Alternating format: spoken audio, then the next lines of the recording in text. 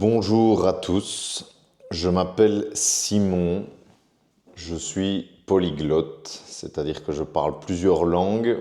J'ai appris une douzaine de langues dans ma vie jusqu'à présent, j'en parle 5 couramment, très bien, peu importe le nom qu'on veut donner à cela. Enfin, je maîtrise très bien 5 langues et j'ai entrepris de vous raconter plein de choses sur les langues, sur l'apprentissage des langues, euh, dans ces nouvelles vidéos sur YouTube.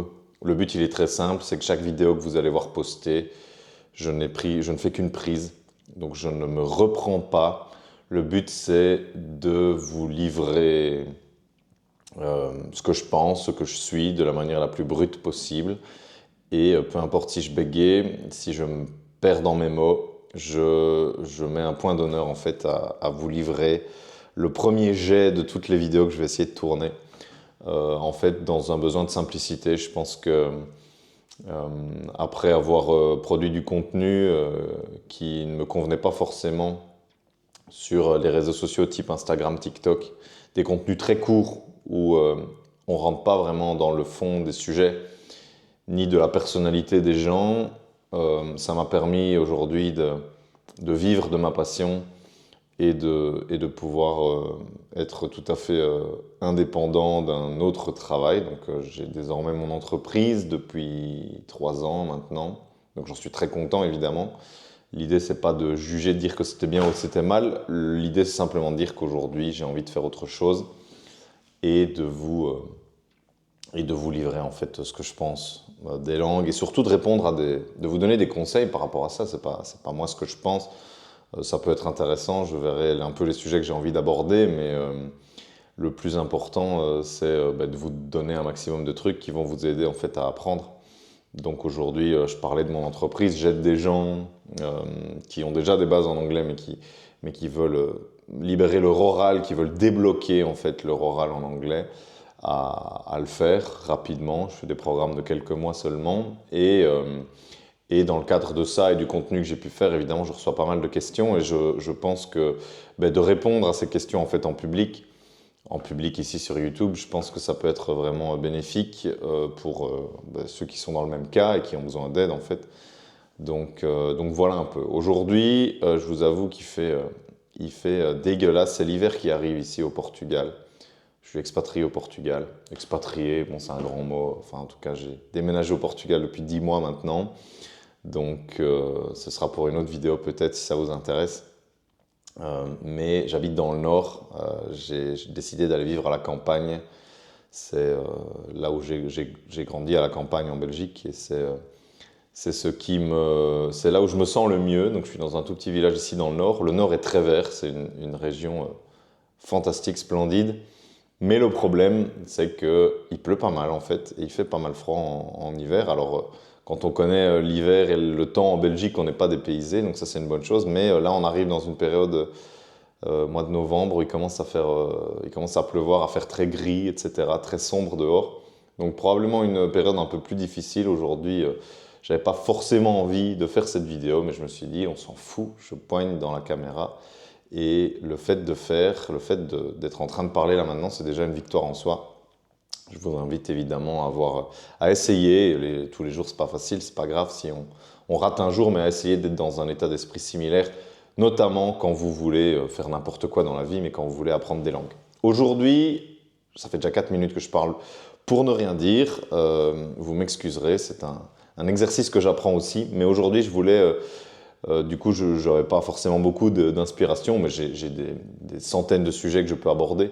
Mais il y en a un voilà, qui m'est venu là maintenant, dont je vais vous parler.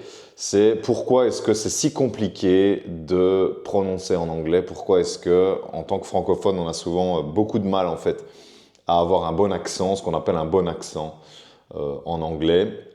Alors déjà, il faut comprendre qu'il y a deux choses, hein. Il y a la prononciation, donc c'est-à-dire de prononcer un son qui va être reconnaissable par l'autre et l'autre va savoir qu'on veut dire tel truc. Ça, c'est plutôt ce que j'appellerais la prononciation. Et puis, il y a l'accent, c'est-à-dire qu'on comprend ce que la personne veut dire, mais elle a un accent bizarre. Ouais, pas bizarre, elle a un accent spécifique. Et ça n'empêche pas la compréhension. Par exemple, en France, il y a plein d'accents différents, il y a plein de manières de prononcer, par exemple, enfin, je sais pas, n'importe quel mot, mais en fonction du sud, du nord, des différentes régions, mais on va se comprendre, on comprend, c'est juste qu'on sent qu'il y a un petit accent. Donc le fait d'avoir un accent, déjà, c'est pas un problème. Ça dépend, encore une fois, quels sont vos objectifs en anglais, mais il n'y a rien de mal à ça, je veux dire. Si vous êtes comme 95 ou 95% des gens,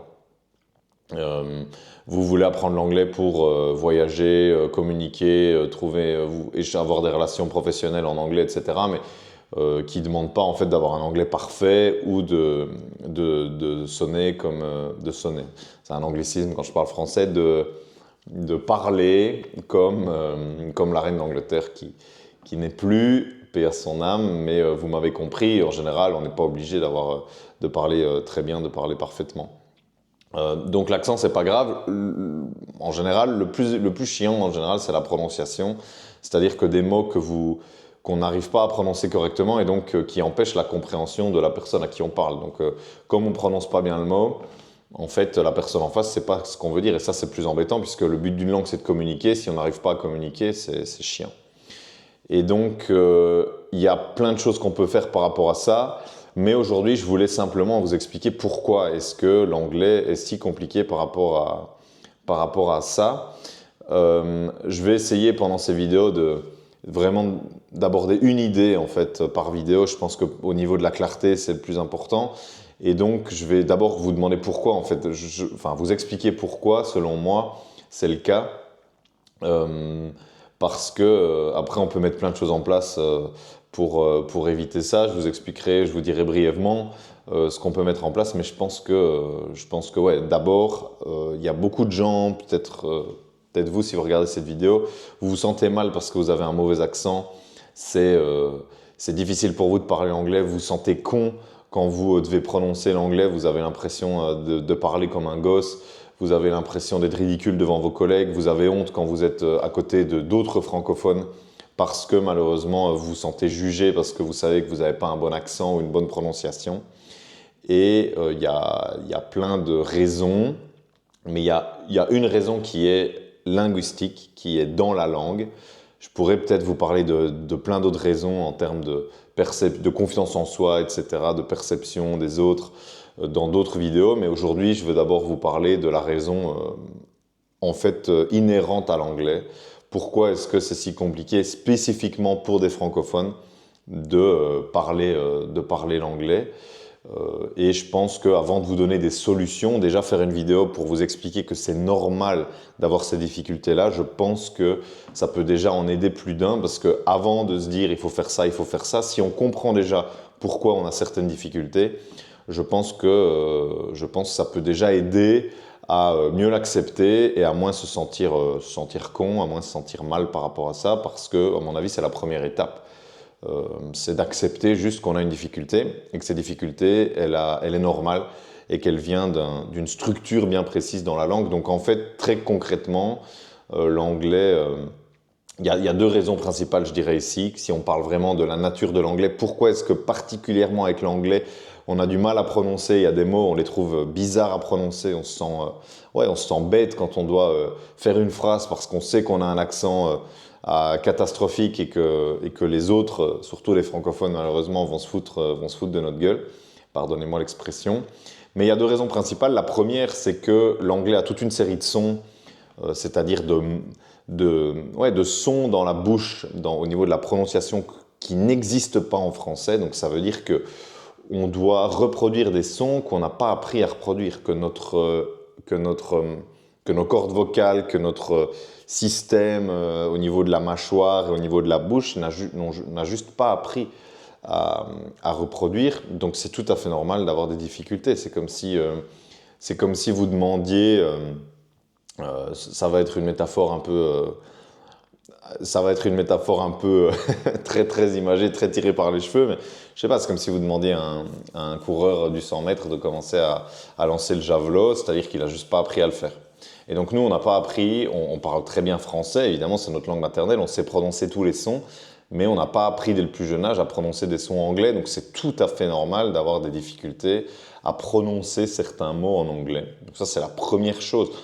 On n'est pas équipé en tant que locuteur francophone, surtout dans notre cerveau, pour reconnaître les sons, bien sûr, mais aussi dans notre bouche, dans nos cordes vocales, on n'est pas équipé pour reproduire certains sons de la langue anglaise. Certains, oui, hein, mais d'autres pas, et donc c'est compliqué, c'est tout à fait normal. Ça, c'est une raison qui est, encore une fois, qui est inhérente à la langue et qui est normale, à laquelle on ne peut rien faire. Certaines personnes vont avoir plus de facilité que d'autres pour reproduire des sons d'une langue qui n'est pas la leur, mais ça reste un problème et c'est normal en fait. On peut juste pas passer au-dessus de ça.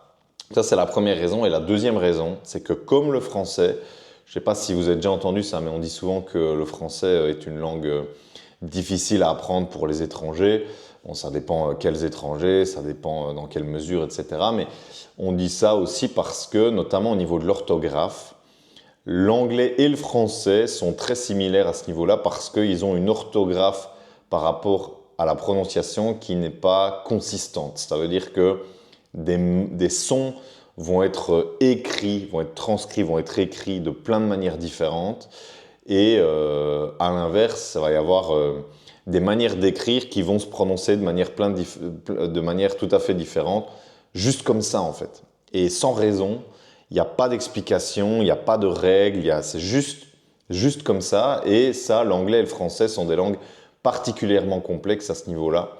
Et donc, c'est très particulier d'apprendre ces langues parce qu'effectivement, il y a toute une série de mots qui sont écrits de manière, on dirait, un peu aléatoire et qui font que quand on les lit, ça va, ok, on peut savoir ce que le mot veut dire, mais quand il s'agit de le prononcer, de le dire, c'est une autre paire de manches parce qu'en fait, on ne peut pas se raccrocher à une règle. On ne peut pas se dire, ah ben tiens, là je vois un O, un U, un G, un H, ça va sûrement se prononcer comme ça. Non, parfois ça se prononce comme ça, parfois ça se prononce autrement.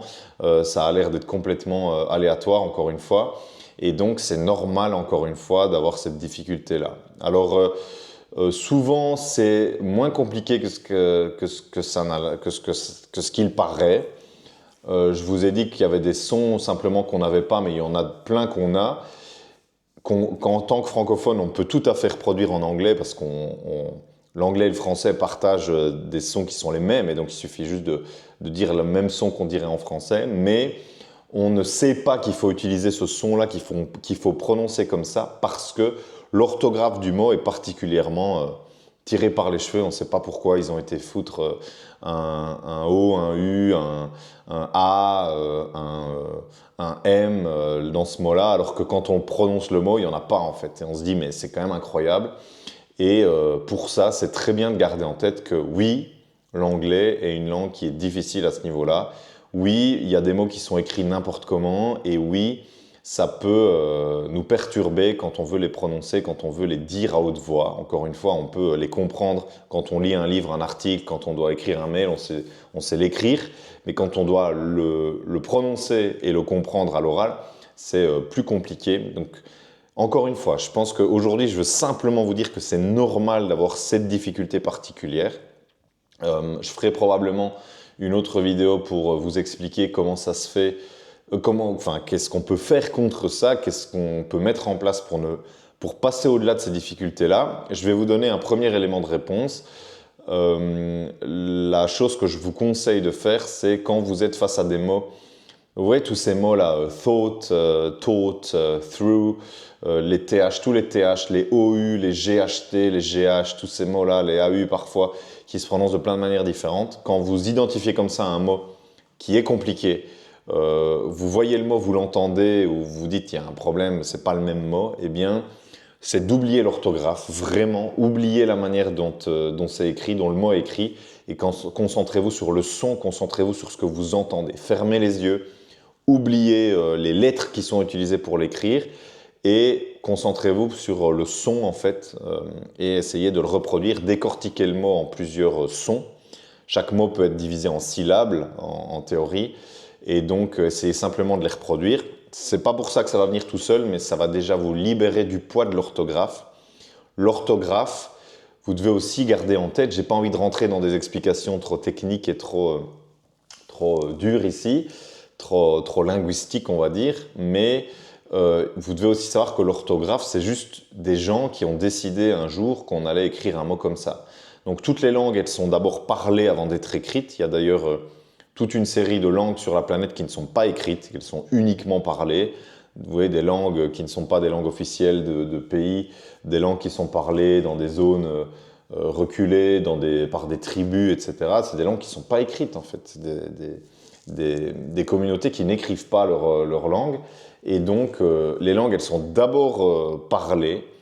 Après, il y a des langues qui sont écrites. Et écrire une langue, c'est simplement qu'il y a des gens, à un moment donné, ils se sont mis autour d'une table. Je caricature, mais ils se sont mis autour d'une table. Ils se sont dit, bon, on aimerait communiquer plus facilement. On a notre langue avec laquelle on peut parler dans la rue, mais on aimerait communiquer plus facilement. Et donc, on va l'écrire. On va commencer à écrire cette langue. Et ils ont décidé de manière complètement arbitraire. Ça veut dire que c'est eux qui ont décidé que tel son, quand on dit « k », on allait écrire « c », on allait écrire « k ». Quand on dit « m », on allait écrire un « m », mais c'est eux qui ont décidé ça. Il y a pas de, ça n'a pas d'existence naturelle. C'est pas une inspiration divine. C'est pas une loi de la nature. C'est simplement des gens comme vous et moi qui ont décidé d'écrire ça comme ça. Et donc, comme c'est arbitraire, il y a plein de défauts. Et c'est pas quelque chose qui est toujours logique en fait, parce que c'est juste des gens qui ont décidé. Alors je caricature, s'il y a des gens spécialisés qui regardent la vidéo, vous allez me dire oui, mais en fait c'était plus compliqué que ça. Ok, peu importe, mais en tout cas c'est arbitraire. Ça veut dire que c'est des gens qui ont décidé ça, que ça allait être comme ça et pas autrement, d'accord? Donc c'est pas une science, naturelle, vous voyez. Donc j'espère que je me suis fait comprendre. Je vois que la vidéo est déjà très longue, beaucoup plus longue que ce que je pensais. Mais en gros, si vous devez retenir un truc, c'est d'être bienveillant avec vous-même si jamais vous avez des problèmes à prononcer l'anglais et à avoir une bonne prononciation ou un bon accent, parce que l'anglais est justement compliqué pour des francophones sur ce point bien précis. Donc, soyez indulgents avec vous-même parce que c'est normal d'avoir des difficultés. Comprenez d'abord que c'est normal et après, vous essayerez de vous améliorer, vous essayerez de comprendre voilà, ce que vous pouvez faire contre ça ou alors pour passer au-dessus de ça, pour maîtriser quand même la prononciation et avoir un accent qui soit pas trop pourri, qui soit correct et qui vous permette de parler de manière fluide. Donc ça, c'est sans doute le sujet de prochaine vidéo. Mais je voulais d'abord vous dire, si vous avez des problèmes pour prononcer l'anglais, c'est normal. Acceptez-le et c'est pas de votre faute, c'est de la faute de la langue, entre guillemets. C'est de la faute de la structure de l'anglais qui, comme le français, est compliqué sur ce point bien précis. Donc, merci d'être resté jusque-là. N'hésitez pas à me faire un feedback super important sur ce format de vidéo, sur la manière de filmer, la manière de parler, sur les sujets que j'aborde, sur n'importe quoi. Tout ce que vous allez pouvoir me dire de positif, mais surtout de négatif, c'est-à-dire pour m'améliorer, va me permettre de m'améliorer, je me répète, et de faire un truc qui vous plaît le plus possible. En tout cas, moi, ça me plaît beaucoup de faire ce format-là. Ça ne me demande pas beaucoup d'efforts je pense que ça peut vraiment vous aider. Donc voilà, on se dit à la prochaine tout simplement.